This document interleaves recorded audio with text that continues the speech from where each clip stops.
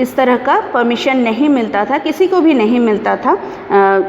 जब वो बहुत छोटे थे उस समय पेरेंट्स के साथ यूजुअली एक ही जगह पर एकदम पूरा दिन पेरेंट्स के साथ वो नहीं बिता सकते थे। उनके लिए अलग सा रूम था, अलग सा घर था उनके लिए। And most of the time हम लोग देखेंगे वो लोग ये नौकर चाकर के ऊपर ही डिपेंड करते थे, सर्वेंट के ऊपर डिपेंड करते थे। एंड लॉट ऑफ स्टोरी उन लोग को सुनाया जाता था, मीन सर्वेंट ही उन लोग को स्टोरी सुनाते थे। बहुत सारे लोग आते थे उनके घर, जो कि जब भी आते थे वो उन लोग को जितने भी बच्चे थे उन लोग को स्टोरी सुनाते थे। ओके, तो इसी तरह का एक आदमी है जो कि अब्दुल माझी, वो हमेशा आते थे इनके घर, मछली लेकर आते थे और तरह तरह का स्टोरी सुना कर जाते थे, क्योंकि उनका जो एक्सपीरियंस वो सुना कर जाते थे। वो नाव लेकर मछली पकड़ने जाते थे, तो नदी में एग्जैक्टली क्या क्या हुआ, किस तरह का इंसिडेंट हुआ, हर एक स्टोरी इनको सुनाते थे। तो अब्दुल माझी इस तरह का 2 स्टोरी यहाँ पर देखेंगे बोला गया है, 2 स्टोरी यहाँ पर देखेंगे। तो अब्दुल माझी किस तरह का स्टोरी बोलते थे या फिर किस तरह का स्टोरी सुनने का आदत था इन लोगों का, ये हम लोग देखेंगे। Okay, I am reading this one, just look at your book and try to understand. Okay, Abdul माझी छुचलो तार दाढ़ी, गोफ तार कामानो, माथा तार नैड़ा। देखने में कैसा है वो अब्दुल माझी? फ्रेंच कट दाढ़ी है और सर पे एक भी बाल नहीं है और मुस्ताच जिसको बोलेंगे वो भी नहीं है। You can see the picture in your book. Okay, ताके चीनी शे दादा के एनेरितो पौधा थे के इलिश माछ और कच्छपे डिम, उसको बहुत अच्छे से पहचानते हैं। This one is means writer अपना एक्सपीरियंस यहाँ पर बोल रहे हैं कि किस तरह का स्टोरी वो सुनते थे इनके पास। ठीक है, तो यहाँ पर बोल रहे हैं ताके चीनी शे दादा के एनेरितो पौधा थे के इलिश माछ और कच्छपे डिम। पौधा it's a name of the river. Okay, it's a famous river, we can say mainly Bangladesh में ये रिवर हम लोग देखेंगे, उसका एक पार्ट इधर भी बॉर्डर में भी हम लोग देख सकते हैं। ठीक है, जैसे गंगा नदी बहुत बड़ा है, पौधा it's the same river. Okay, बहुत बड़ा रिवर है ये। तो यहाँ पर बोल रहे हैं कि पौधा थे के इलिश माछ, हिल्सा मछली लेकर आते थे और कछुआ का अंडा लेकर हमेशा हम लोग के घर पहुँचते थे। সে আমার কাছে গল্প করেছিল একদিন চৈত্র মাসের শেষে ডিঙিতে মাছ ধরতে গিয়েছে, हठात एलो काल बैशाखी। एक दिन वो स्टोरी सुना रहे थे कि एक दिन वो मछली पकड़ने गए और अचानक काल बैशाखी मीन्स बहुत ज़ोर से आंधी तूफान शुरू हो गया। That means it comes just not just before, means exactly summer season में ही इस तरह का तूफान आता है। शुरू में Baisakh, you know very well the month, name of the month. Okay, Baisakh में हम लोग देखेंगे काल बैशाखी मीन्स बहुत शाम के समय स्पेशली बहुत आंधी तूफान शुरू हो जाता है, ओला भी गिरने लगता है, तो दिस इज़ कॉल्ड काल बैशाखी। ओके, सो अचानक आंधी तूफान शुरू हो गया। भीषण तूफान, नौका डोबे डोबे, अब्दुल दाँते रशी कामड़े धरे, झाँपिए पड़लो जले, साँतरे उठलो चरे।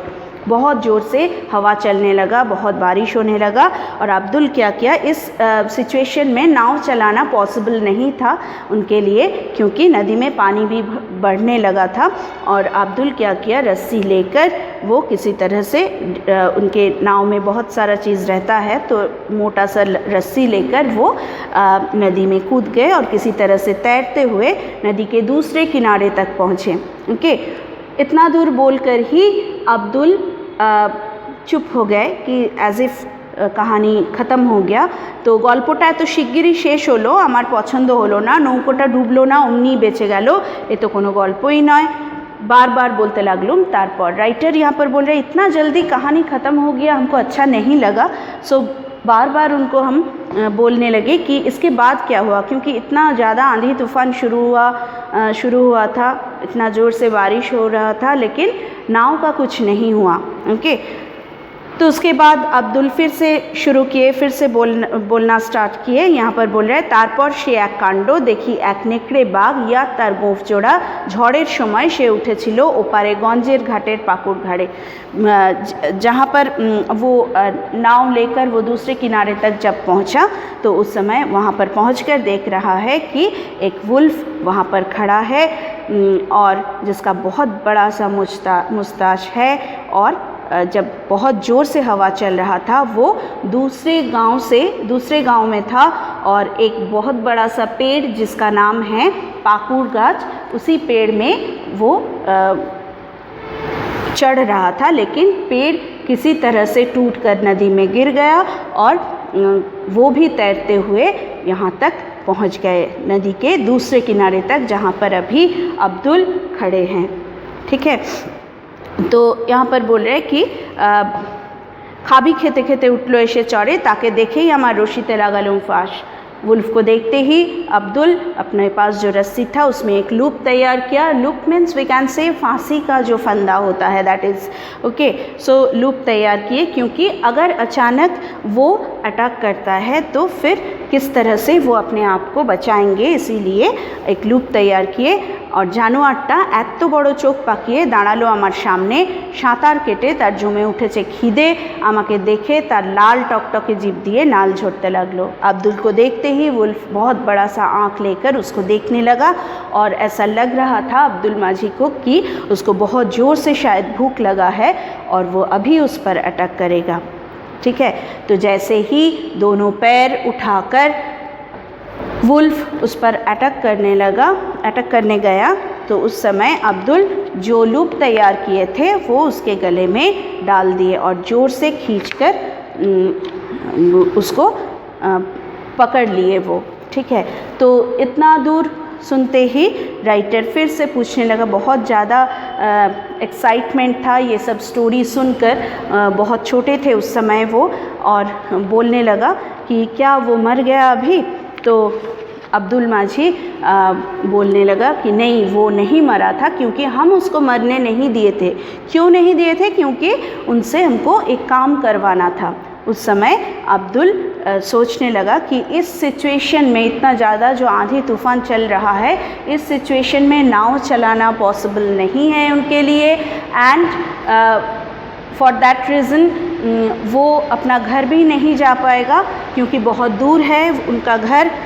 ठीक है, तो इस तरह से वुल्फ को पकड़कर वो किसी तरह से उसको पानी में छोड़ दिए, और जैसे जैसे पानी में गिरते ही वुल्फ फिर से बहुत ज़ोर से तैरना शुरू किया, और एक साइड वो रस्सी का एक साइड लेकर वो नाव के साथ बांध दिए थे अब्दुल, और जैसे जैसे वो तैरने लगा नाव भी चलने लगा।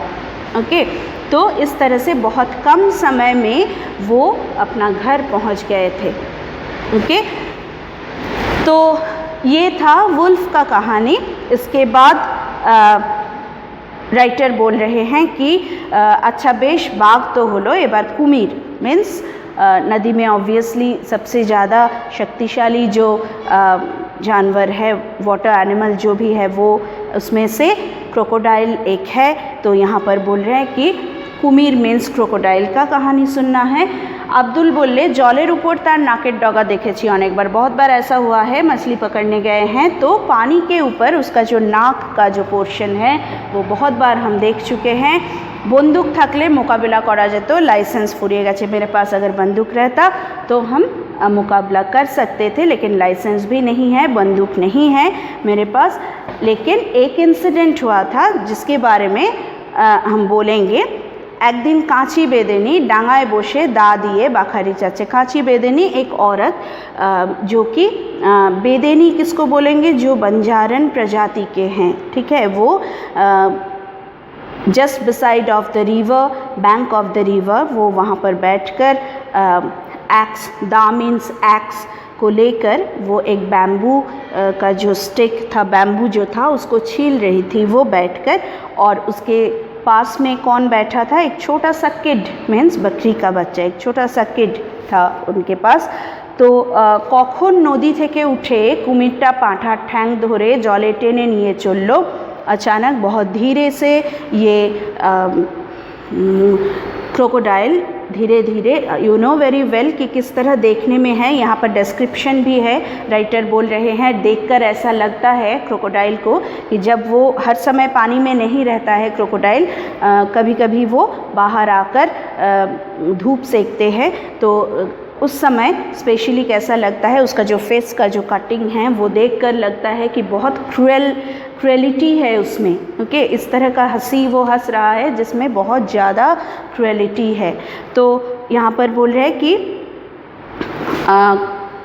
कुमिटा, यहाँ पर वो औरत यहाँ पर जैसे ही देखे कि उसको लेकर बकरी का बच्चा जो है किड को लेकर वो जा रहा है, तो जंप करके उसके ऊपर बैठ गई वो, और उसके पास जो विपन था, मीन्स जो एक्स था, उससे वो मारने लगी।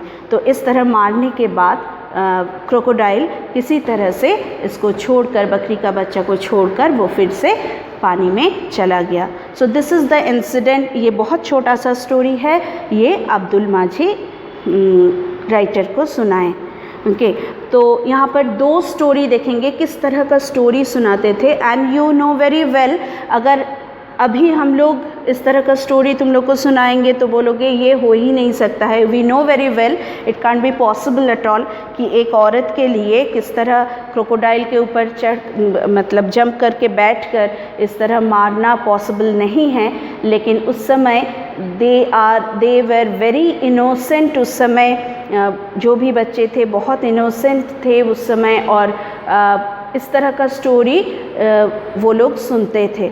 ओके, सो अब्दुल माझीर गल्पो मीन्स यहाँ पर अब्दुल माझी क्या स्टोरी सुना रहे हैं ये हम लोग देखेंगे यहाँ पर। ओके, सो दोज डेज किस तरह का स्टोरी वो लोग सुनाते थे। And I have already told you किस तरह का सिचुएशन था, किस तरह का फैमिलीज़ का, उनके राइटर का फैमिलीज़ का रूल्स रेगुलेशन कैसा था, that I have already told you. Okay, so total देखेंगे दोनों स्टोरी ही नेचर के ऊपर बेस किया हुआ है। जैसे as I told you earlier कि Rabindranath Tagore was nature lover, so यहाँ पर इसका झलक हम लोग देख सकते हैं। Now the most important thing that you have to do all back questions. Okay, you have to do all back questions. First one, you can see lot of questions are written over here. Okay, all the questions again you have to write in your copy. Total questions you have to write in your copy. I'll tell you the meaning.